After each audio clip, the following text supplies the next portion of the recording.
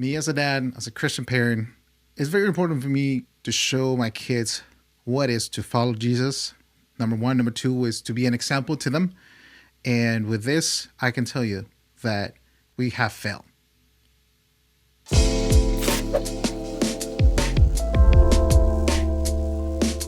Welcome to the Dots Club podcast. My name is Pablo. If you guys know, I'm your host. Thank you again for watching this channel. We're gonna have something different today, but at the same time, it's like, it's gonna make us think of what do we do as parents, as a Christian parent, and actually translates to on a daily basis type of style, because we are parents. We have kids. They live with us. We go through life together until they actually leave the nest. But until then, we have to do not only the best we can, but actually handle the stuff according to how God is teaching us parents, how to lead our kids to a better life that we had. And speaking about this, I was watching with my wife one of the another YouTuber, and it's not a documentary, but the main character was telling his upbringing, his childhood, where he describes going to church dragged by his parents. And it's funny how he also describes that he couldn't wear jeans to church. You have to be like in a dress code, kind of like in a uniform. And the way in my case, my mom told me how to dress just to go to church. And that was part of it, because when you go to church, you have to give God your best. But there's no work that God cannot be pleased. But the level of faith, that's one of the things that I learned, and along the way, I'm still learning how to lead my life, and the life has given me to help my kids to grow up in their faith to God. And watching this documentary brought a lot of memories to my mind, and remembering a lot of stuff that I went through in my childhood, when my mom used to dress me this way. You have to brush your hair this way with a line on the side. It's like, it was, I thought this way I was gonna please God in the way I dress, because my mom told me we're not pleasing God if you don't give your best to God. And I don't think that actually translates the best way possible, because God is not going to be pleased if you dressed in one way or another. God is going to be pleased again in the way you live your life. And if you live your life with faith, and like the Apostle Paul says, that we have to live in the Spirit. If you grow up at church, you know what I mean. We have to live a life committed to God. We have to live a life committed to what He is asking us to do. And what brought me to this point of thinking is like, what am I going to talk about in the next episode? Well, many people in some part of the life, they're passed through the doors of a church service, or they've been to church at some point, but they never heard about Jesus, and they never shown what Jesus was all about. They never had a relationship with Him. And because we have dedicated ourselves to be a better storytellers, and in pastors, they literally upbring all this new stuff, and a very storyteller, which is actually not, I'm not saying is bad, it's actually good, because now you're starting focusing and bringing the audience to focus on the story that you want to bring to the point.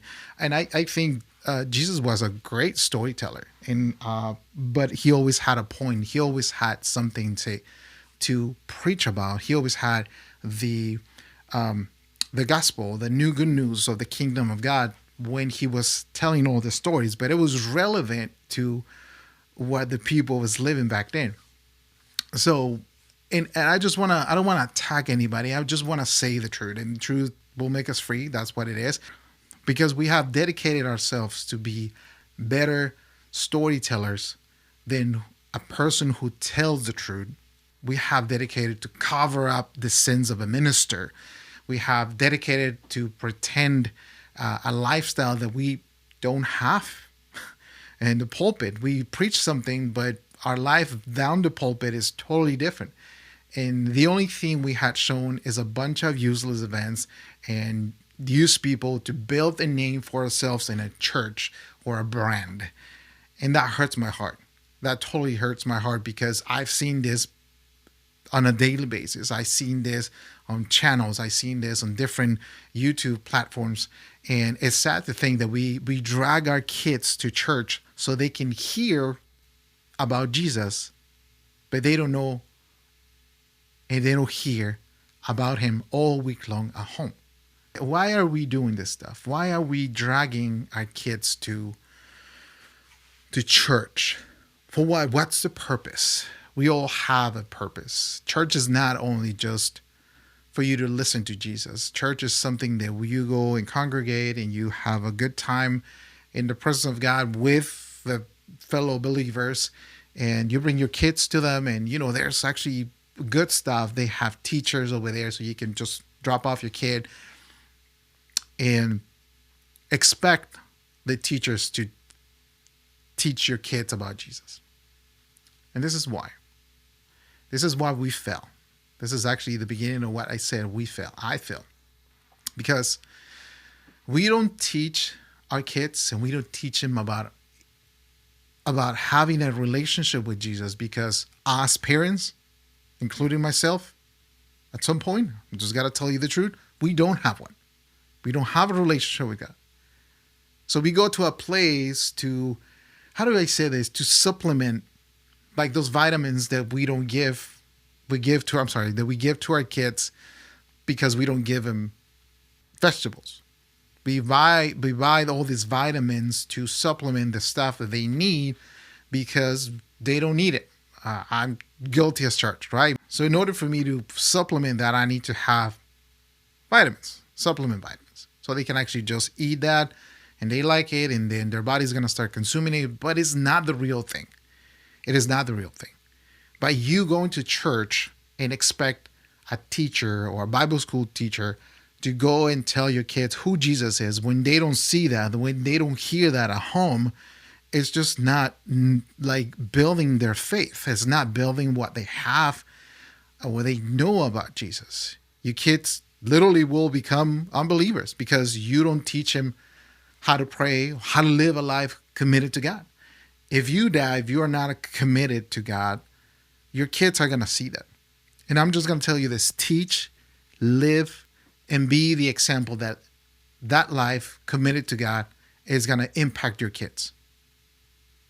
Teach, live, and be the example of the life committed to God that is going to teach your kids. Be the example of it. But don't expect anything good when your kids grow up.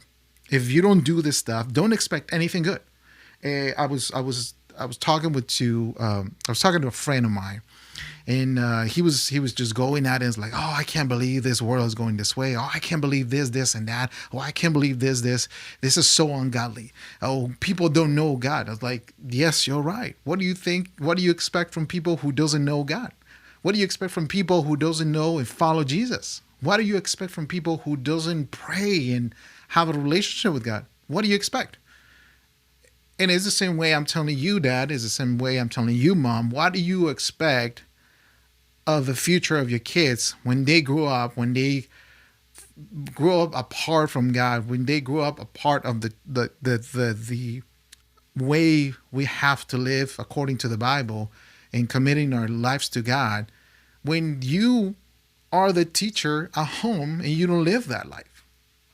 It ain't no Bible school teacher will teach to live a godly life to your kids.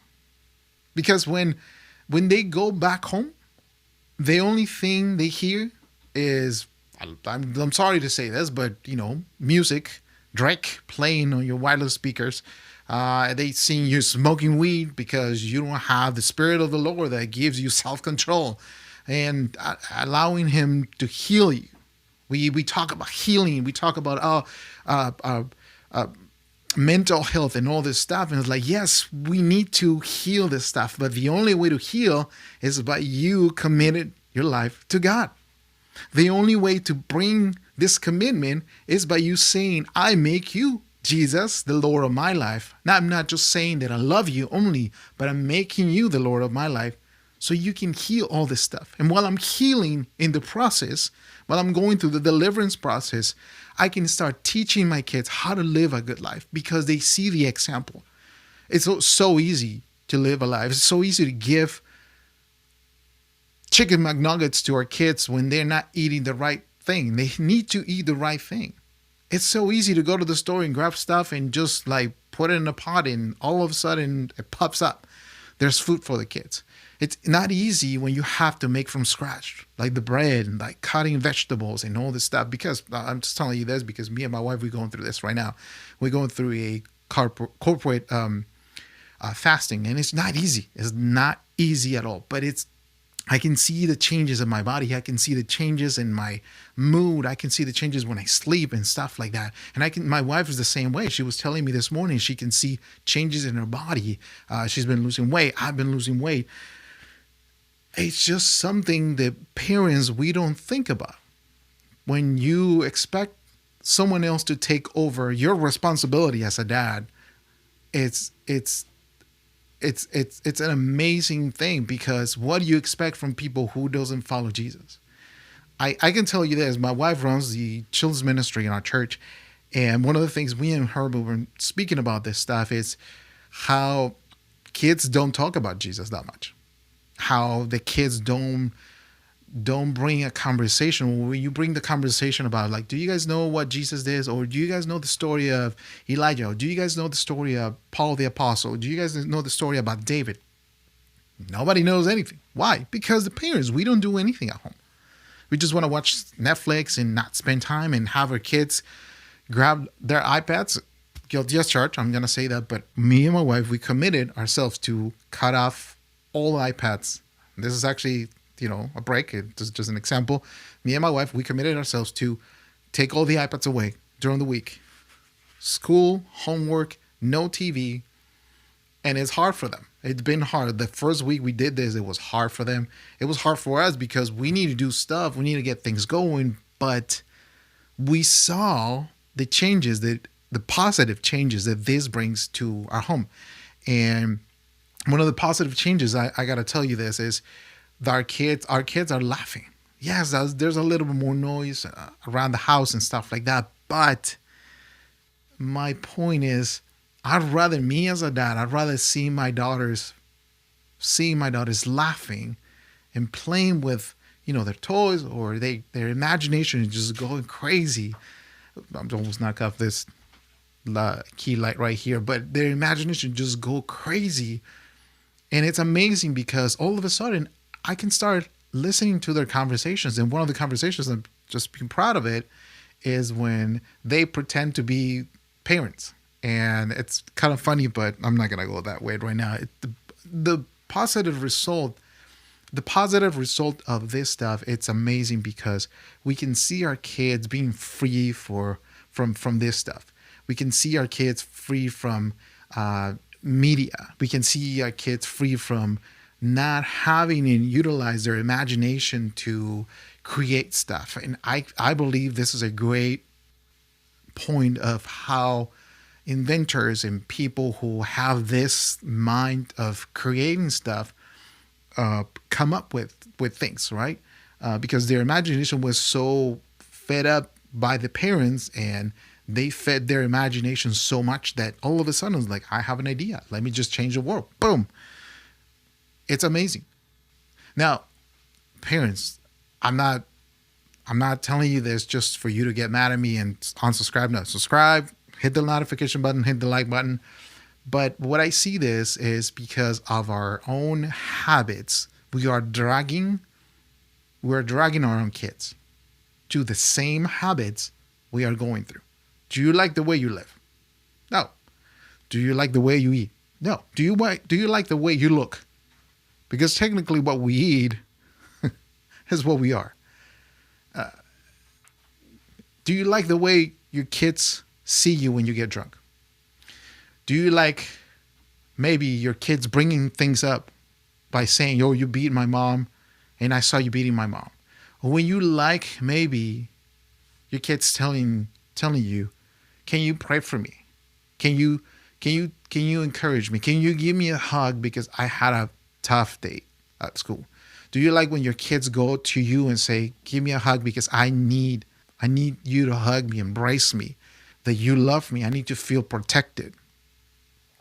Well, let me ask you this. Have you embraced your kids today? Did you hug your kids today before they went to school? I have. I did today. I try to have this as a religious action to me every single day, to hug my kids and tell them that I love them. Even when we're late today, I got to tell them, yes, I love you. I want to tell you that I love you. I want to tell you that you are important to me, and I'm going to do everything in my power, and I'm going to follow God and his commandments to teach you and give you an example, the example that you need. Because when they go to school, they have another example. And when they see that example compromise, or maybe even worse than what they see at home, they're going to become what they have and they live most of the time.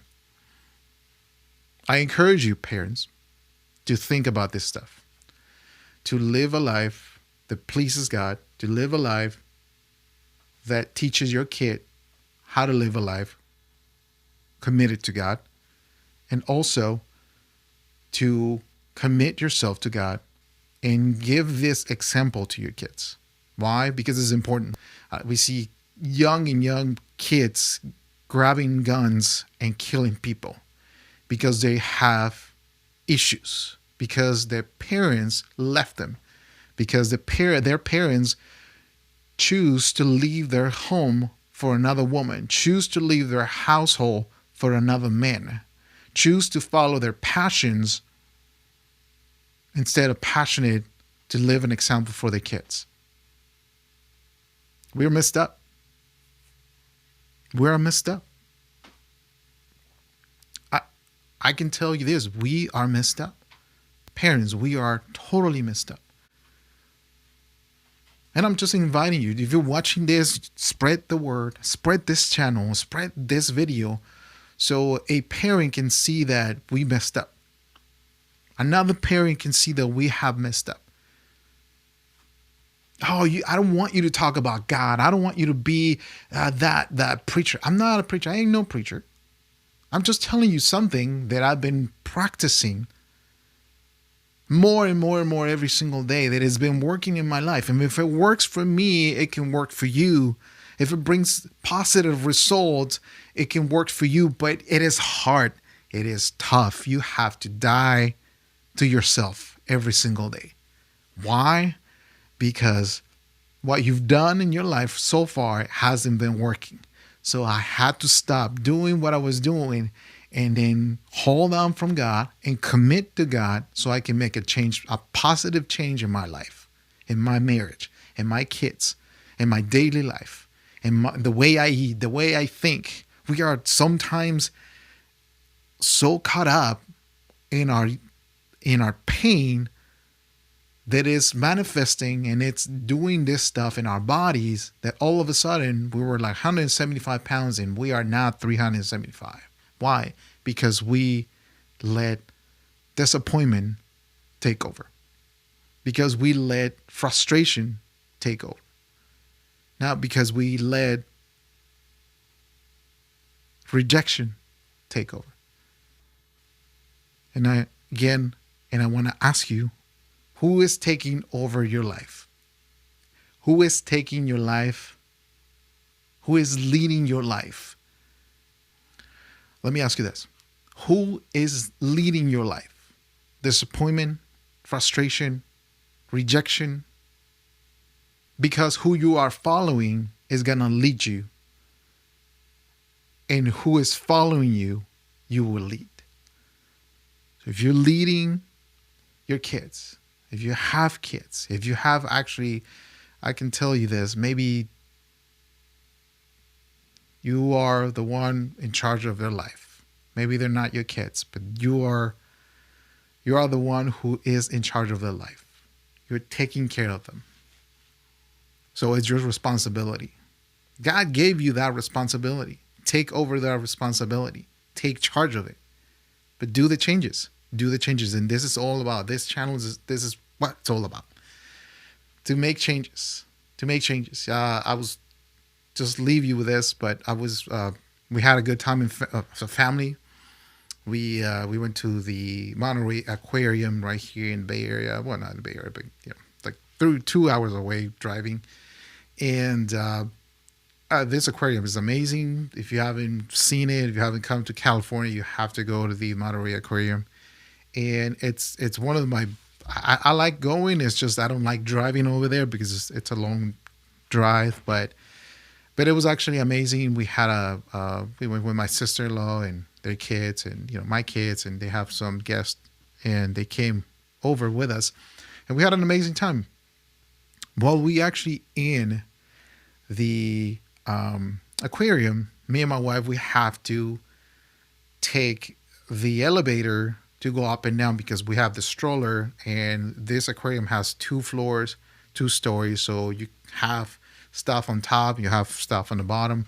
In order for you to have to go and enjoy things on top, you have to go through the elevator. So all parents, we can see a line of parents with strollers right there, and me and my wife was like, well, this is our life. We have to wait. We have to go through the patience road.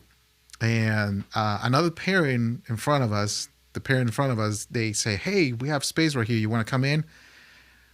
Sometimes we just want to have our own space, but I was like, you know what? He's opening the door. Let's go. And then I just made a comment like, well, this is parent life, right? You have to have patience. It's like, yeah, you have to have patience. The guy said, whether you like it or not. Whether you like it or not.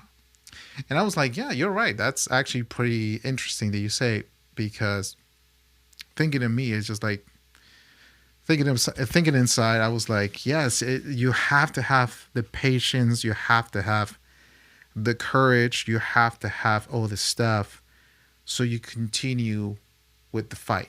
So you continue fighting for your kids. So you continue fighting for their life. So you continue fighting for their to provide for them. So you continue providing for their needs. And that's something that it just, stroked me. And I was very impressed that this guy actually said it. And I didn't think about it. It's like, yeah, you got to have patience whether you like it or not. And I'm going to leave you with this. So I'm already almost 25 minutes, 26 minutes. And I'll leave you with this, and I invite you to share this video. I invite you to like this video. I invite you to become a subscriber, and let us know what you think. If you have any comments, just put it down below. Help us out to spread the word for this channel so we can grow more and more and more, so more parents come to a realization that, hey, listen, it's not about you. It's not about you. It's about what you have behind you. It's about who you're leading, and it's also about who you are following. And I'll leave you with this. In life, we have to go through difficult times as parents. It's how you respond to those difficult times that your kids are going to have an impact in their life. It's how through those difficult times that you go through and how you respond to those difficult times that your kids are going to remember the rest of their lives. I remember stuff in my parents. I remember how they actually went through tough times and how they responded. And I can tell you this, my mom most of the time was praying on her knees, asking God for an answer. And even though they did the best they could, they didn't seek for guidance. And I'm not bashing them against my parents and nothing like that. I'm so thankful for their lives. I'm so thankful they are. I'm so thankful that I still have them with me. And I'm thankful for the stuff that they put in my life. But I shouldn't say but. And I want to make the best out of what I have right now and what God gave me and the responsibility He gave me to me and my wife, that is our kids, their lives. And that's the most important thing. So if a job isn't between you and your family, find a way to move that obstacle out of the way. I'll be honest with you. I mean, you can tell. I didn't want to do this. God made me do this because I had to understand myself that my job was consuming 85% of my time that I could actually be with my family, give examples of it. Because I was coming back home frustrated with people, and that frustration was placed on my kids. And that frustration was placed on the way of my mood, the way I talk to my kids, even to my wife. And at some point in 2022, the last part of 2022, I asked God, help me. What do you want me to do with this? I cannot take it anymore. Not because there was pressure. There's always going to be pressure in life. There's always going to be pressure with your job and work. But if your work is in the middle, between you, I'm not saying you have to quit, but you have to bring a decision to God and just ask God, what do you want me to do? I invite you today to take this advice, apply it, and get going with us. Once again, thank you for stopping by. Thank you for being part of this. Please subscribe, like this video, hit the notification button, and see you next time. Peace.